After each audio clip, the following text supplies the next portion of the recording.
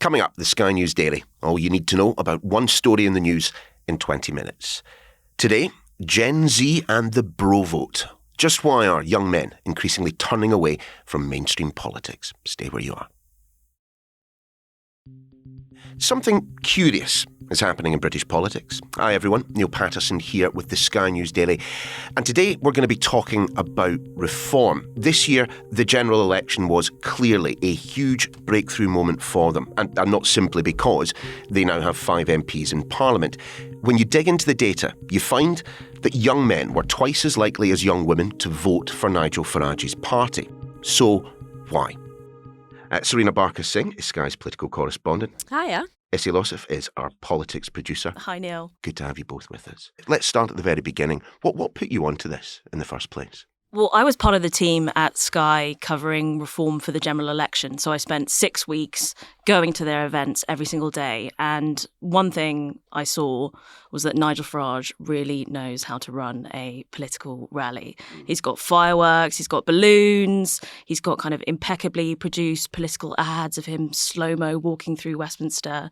And as well as the kind of typical voter that data might lead you to believe is a kind of archetypal reform voter, kind of middle-aged white man. What I also saw were lots of young men. They tend to be quite sharply dressed, suited up, and they're kind of the age group that might have seen Nigel Farage in I'm a Celebrity on TikTok, on Twitter. And they're engaged. They're turning up to political events. And that level of engagement was borne out by the data, we should say, come the general election, wasn't it? Yeah, absolutely. So YouGov do this post-election study, and they found that young men were twice as likely to have voted reform than young women. For young women in that age group, reform was the least popular choice alongside the Tories. Both groups were more likely to have voted Labour in this election.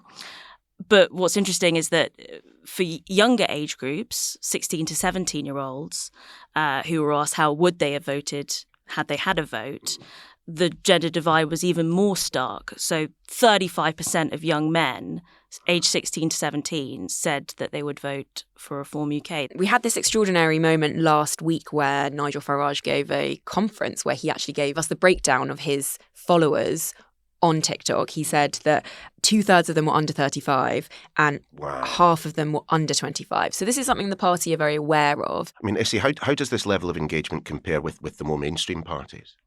It's pretty high. So Reform actually have the highest number of TikTok followers as compared to any other party. They're streets ahead. Reform have over 300,000 followers on TikTok compared to Labour's 200,000. And Nigel Farage himself today has announced that he's reached 1 million followers on his personal TikTok.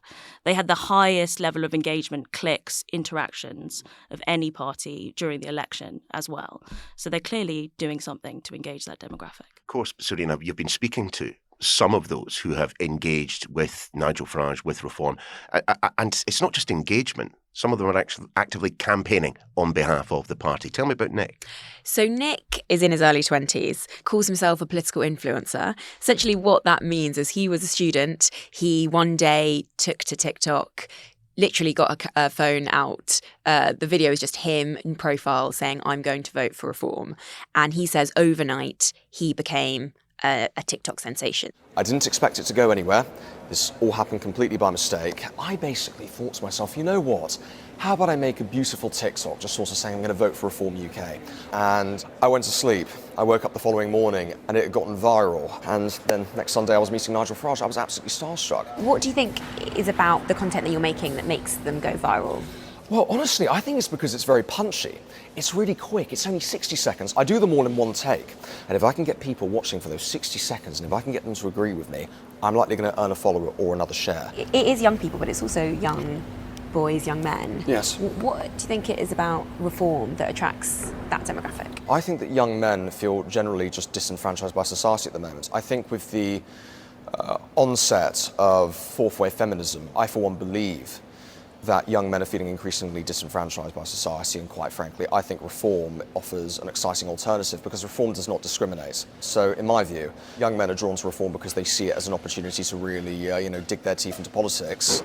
And what do your friends and family think of your new fame? Well, I've lost quite a few friends over this, but in turn I've gained 40,000 Twitter followers, so I suppose that's a bit of a, double-edged sword. Nigel Farage is not a daft politician. He is a very astute politician.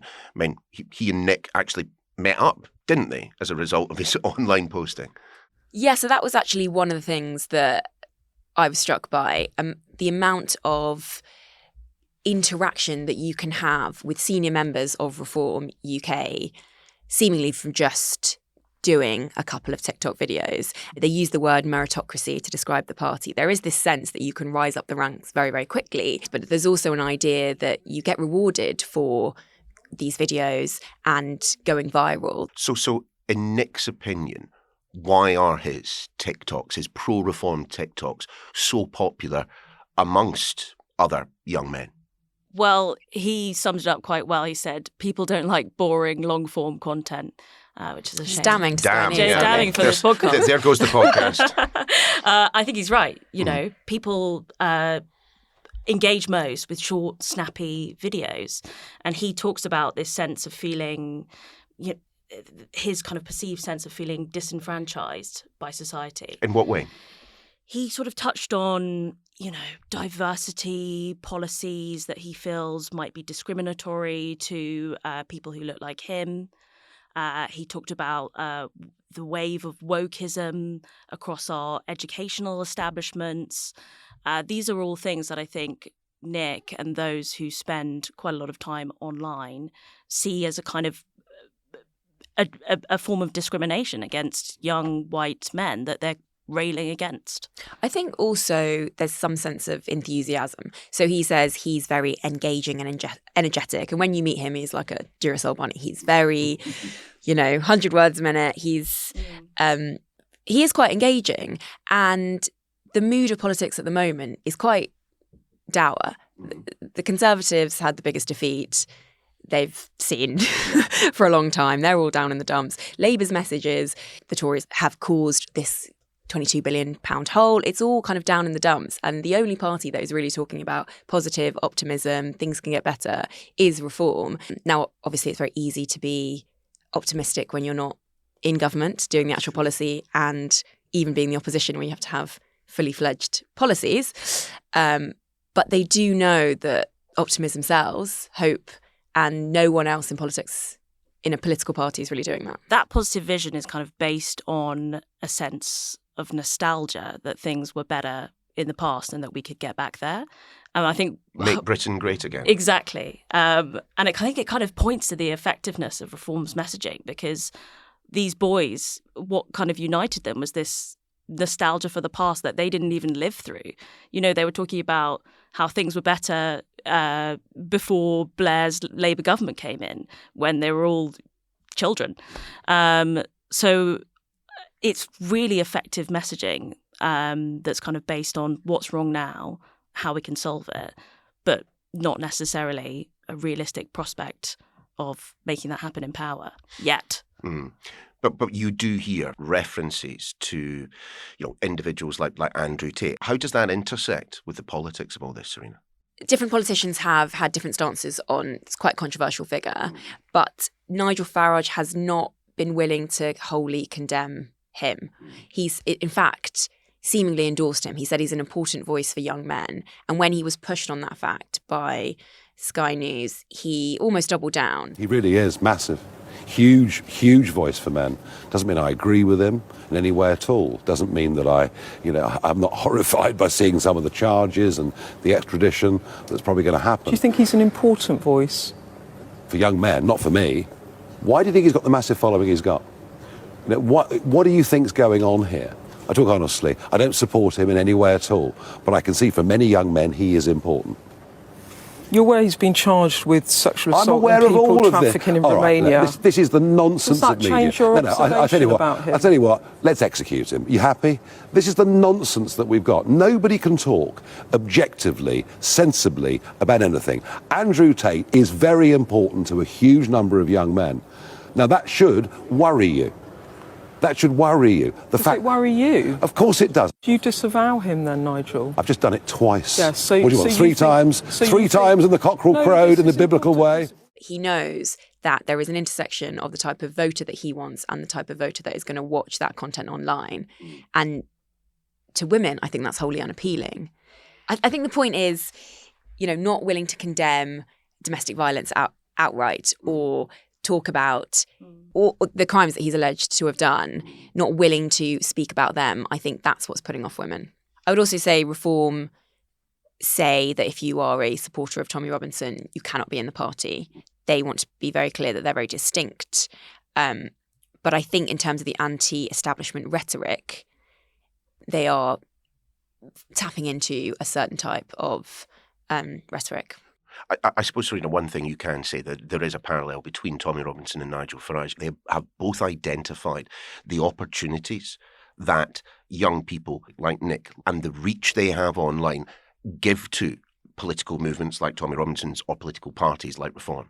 Totally. And I think that was part of our story, which is if you are a party with 5 MPs, median age is 60, how do you grow the party? And they found this way of tapping into authentic, genuine sentiment online. But whether that's fair to do that to boys who have literally just found a voice online, I think the party still have to answer that question. And again, it's that balance of how do you be anti-establishment while also be a sitting MP? And this is the way that they're straddling it. I also think it's a new kind of form of political campaigning. Labour did it massively, invested lots in it. But even with a machine like Labour, Reform were outflanking them. And it's because they essentially had troops that were doing this powered by their passion and enthusiasm alone. And that seemed to have bigger roots than anything sort of a mainstream political party could do. Okay, so it's probably a good time to just delve a bit deeper into why there is this shift amongst young men and the role that online engagement has played in that. Dr. Gilly Kay is Senior Lecturer in Communications and Media at Loughborough University. Gilly, to what extent can we say that this rise in support for Reform is down to that online engagement, down to apps like TikTok? We have to be careful, I think, not to overstate the role that social media is playing, because there are much more complex factors at play here. But at the same time, it clearly is playing a really significant role in communicating Reform UK's message to a wider audience, to a younger voter base. Platforms like TikTok are obviously really significant here. And what's interesting and distinctive about TikTok is its sort of short form video content is very kind of entertaining, short form, catchy. Part of the reason I think why Farage was so successful in using TikTok is he's obviously a seasoned media performer who's mastered the art of the soundbite and so on. He's also sort of cultivated a particular kind of performance of being relatable. He's also sort of jumping onto TikTok trends like, drinking Guinness and splitting the G. He's really aligning himself with that kind of TikTok aesthetic. Gilly, people often say that on social media, and particularly on platforms like TikTok, divisive content is content that works really well. But if you look at what is happening here, isn't it the opposite of divisive content? Isn't Nigel Farage essentially providing a banner for young men to unite behind? It does seem to be sort of cultivating a form of kind of community or solidarity among young men. But it's a form of kind of reactionary solidarity, which is inherently divisive. It's pitching feminism as the enemy. It's pitching immigration as the enemy. So-called woke ideology. It sort of seems friendly and relatable and kind of charming and fun and entertaining. But then it is also underpinned by this pretty reactionary political agenda. There is very clearly a turning away from the mainstream of politics amongst this cohort. Why is that? There is this anger, this disenfranchisement, this sense of, of decline, this sense that, people's towns, the places they live are sort of, they look around them and see that things are getting worse, that public services are getting worse. So Reform UK, they do talk about things like the difficulties of getting onto the housing ladder, the problems with the NHS, healthcare, all of these things. But don't those problems affect young women just as much as young men. So why aren't they turning to reform in the same numbers? Yeah, everybody is affected by difficulties of getting onto the housing ladder, job insecurity, all of these things. So I think it's because of the rhetoric that Reform UK are using to say, well, the problem is it's feminism. So the reason why men can't get jobs is because women have come in and taken all of the jobs, or the reason that we have kind of the social fabric is unraveling is because we don't have women in their traditional roles at home, playing that sort of traditional role of keeping the family together. So obviously that sort of speaks to the concerns of young men much more, and I think is part of why it's just not appealing to young women in quite the same way. Is the United Kingdom unique in the way in which, young men's politics are going? No, absolutely not. I think this is part of a much wider shift where younger people in recent years, and particularly young men, are drawn towards far-right parties, conservative parties. We only have to look to the election in the US recently. And what's really interesting there is that part of that movement behind Trump was coming from these sort of online spaces, from podcasters, anti-feminist influencers, people like Joe Rogan and his podcast. So like social media and the internet are playing this role in kind of creating this space where it's bringing together men who are feeling disenfranchised, angry, looking for something to blame. I suppose in a sense, it does almost make logical sense though, doesn't it? If you're a young person who is saddled with debt after leaving university, who can't find a job in the sector that they want, who can't get themselves onto the property ladder other than renting at exorbitant prices, you look at politics and you can say with legitimacy, politics isn't working for me. It hasn't been working for the majority of people. Inequality has been rising. So there is clearly a problem. The system, we can say, is broken. It's just the solutions which are then offered by parties like Reform UK and then reactionary influencers like Andrew Tate and so on. It's almost like they've identified a problem in a very powerful way, and then they're offering what seems like a very clear and workable solution. But actually what that then does is distract away from what have been the material conditions, what has led to this decline in people's living standards. It's not immigration. It's not so-called wokeness. We had the global financial crisis. We've had years of austerity. These are all things which have contributed to the decline in people's living standards. What Reform UK and others are doing is distracting away from that in a very effective way, it has to be said. But, that's not the solution. That's not the root cause of the problem. This gender imbalance in terms of their support, is that something that Reform should be worried about? I'm sure they will be thinking about this. Surely they want to maximise their voter base. I think it will be challenging because this sort of anti-feminism is so baked into their kind of political agenda, and because of course so many of their high profile candidates and politicians have said things like in support of like misogynists like Andrew Tate, like Nigel Farage talking about Andrew Tate being an important voice for women, other candidates in recent years talking about the fact that promiscuity is really unattractive in women, so it has this kind of like misogynist kind of undertone, so I think that will be a challenge, but at the same time, it's not like women are inherently more left-wing than men. So this could change, and we do see in other parts of the world, increasing numbers of young women attracted to the far right as well. So, I think it will be a big challenge for them as part of their strategy. But politics is so volatile at the moment that it's not unthinkable that perhaps, they will find a strategy to appeal to certain kinds of women at least. Similarly, should the more mainstream parties, Labour, Conservatives, Liberal Democrats, be concerned about what is happening with young men? Yes, and I think perhaps the lesson then for other political parties who want to sort of capitalise on this sense of disenfranchisement and anger is to, look to see what are Reform UK doing effectively. But what Reform UK are doing, although I would say it's in a disingenuous and reactionary way, they are offering a sort of what seems like a radical alternative to the two-party politics that we've had in recent years. One argument that comes through quite strongly from the left of politics is that the Labour Party need to be offering something much more bolder, much more radical, that is a genuine challenge to, to the status quo, that will appeal to young people. I think the lesson would probably be some like bold, radical visions are what appeal to young people. And at the moment, they're not being offered that from the left of politics. They're being offered it from the right. Well, in response, Reform UK said this. Reform UK has all the momentum in British politics. This is shown by the surge in support by younger voters. We have now surpassed 100,000 members and our polling continues to rise. Young people recognise that the Tories and Labour have failed them and that Britain needs reform. We will harness this momentum as we head into next May and future elections and offer young people real change. That's your lot for this edition of The Daily. We'll see you next time.